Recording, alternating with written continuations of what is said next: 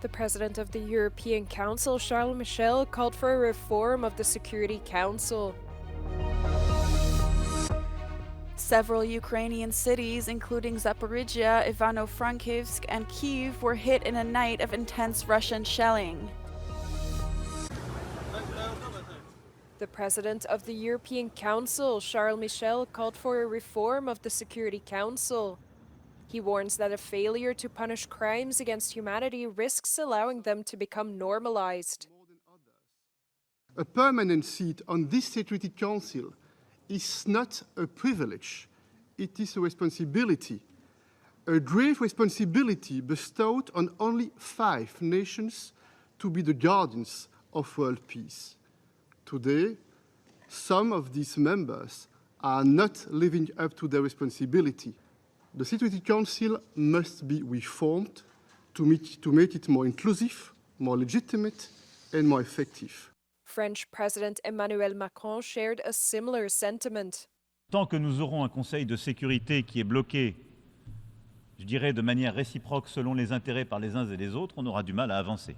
Et donc rendons simplement ces Nations Unies plus efficaces, d'abord en les rendant peut-être plus représentatifs. C'est pourquoi la France, et je le redis ici, est favorable à ce que le Conseil de sécurité soit élargi. L'Allemagne, le Japon, l'Inde, le Brésil devraient en être des membres permanents, de même que 2 pays que l'Afrique désignerait pour la représenter. Speaking on the war in Gaza, Macron urged for an immediate ceasefire and advocated for a 2-state solution.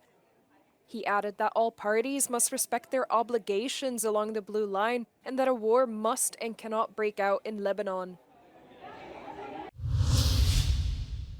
J'ai tenu à demander Israeli Prime Minister Benjamin Netanyahu's office dashed hopes of a ceasefire between Israel and Hezbollah after European and US-led calls for an immediate truce at the United Nations General Assembly.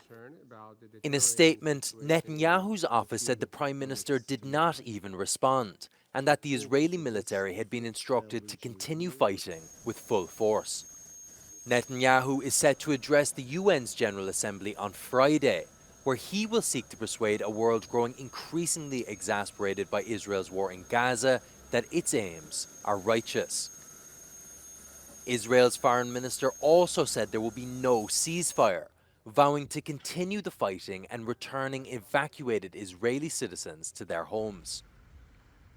The war in Gaza is about to hit the 1-year mark, with Israel on the cusp of a wider regional war with Hezbollah. The Israeli military says it continued attacks on Hezbollah in several areas of Lebanon by hitting some 75 targets in Bekaa and southern Lebanon overnight. A footage showing the attacks was released by the Israeli military on Thursday.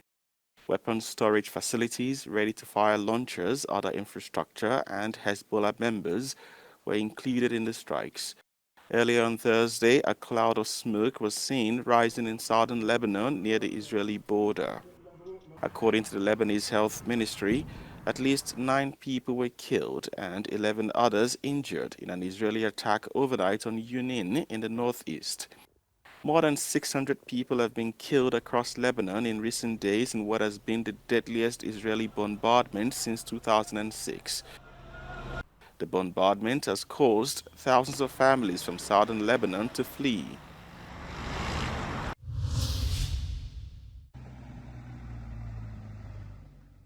A night of intense Russian shelling hit several cities in Ukraine on Wednesday.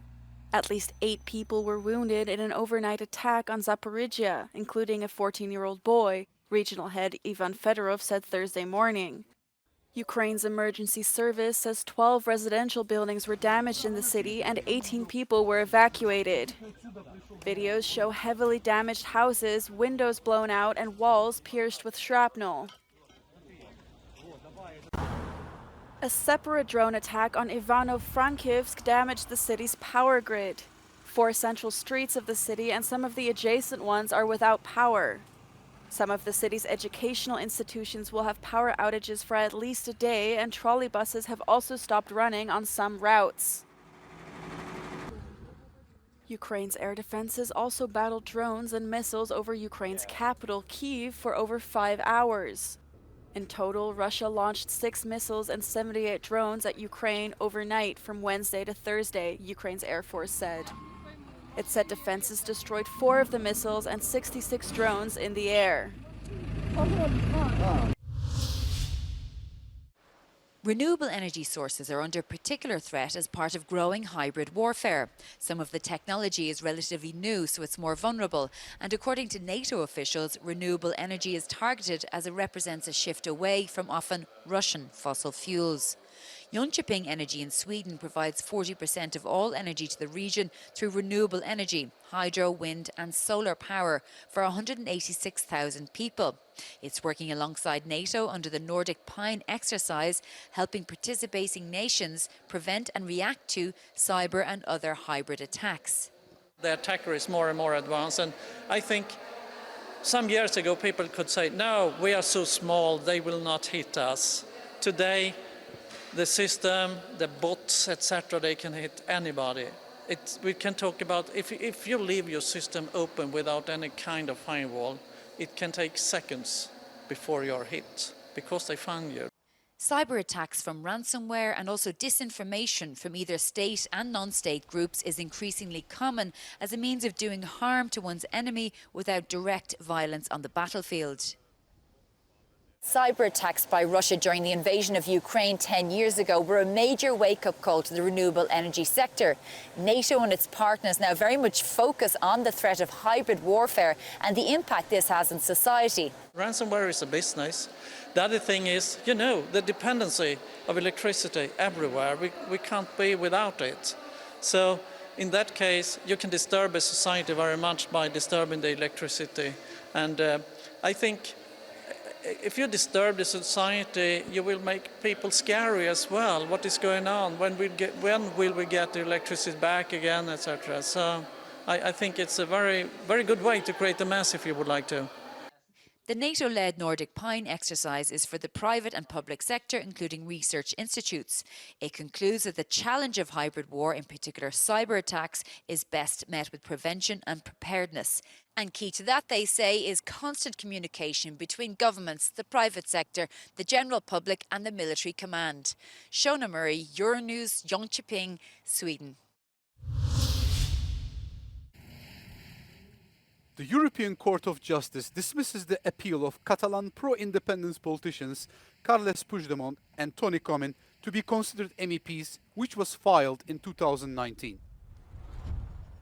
The Court of Justice believes that the lower general court of the EU acted correctly in considering that the President of the Parliament should follow the official list of MEPs that came from the document sent by the member state.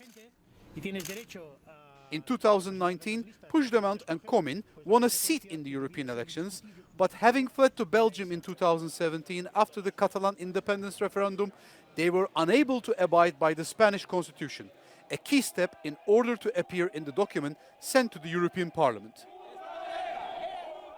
The result that appeared in the Spanish electoral body is seen valid, but the European Parliament considered that the official list was only the one sent to them by Spain. Same rights and freedoms. The decision is particularly relevant for Comín, who ran in the last elections for the European Parliament and won, but he has so far been unable to take his seat, and it looks like he will remain so after the ruling.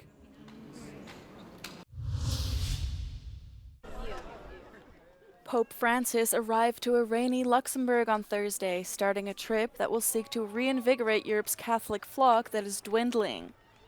Secular trends and abuse scandals have largely emptied the continent's magnificent cathedrals and village churches.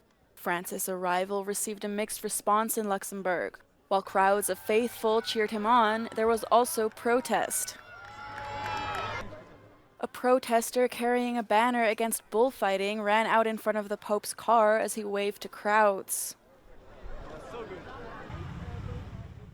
The Pope met with Luxembourg's Grand Duke, the country's prime minister, and other government officials, and called on Europe to be a beacon of peace amid war and a welcome home for migrants.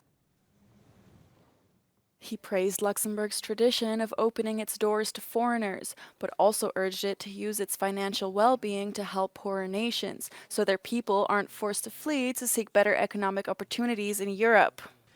Il Lussemburgo può mostrare a tutti i vantaggi della pace rispetto agli orrori della guerra, dell'integrazione e promozione dei migranti rispetto alla loro segregazione.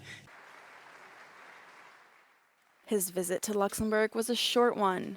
Francis continues his tour in Belgium, where he will spend the rest of the week.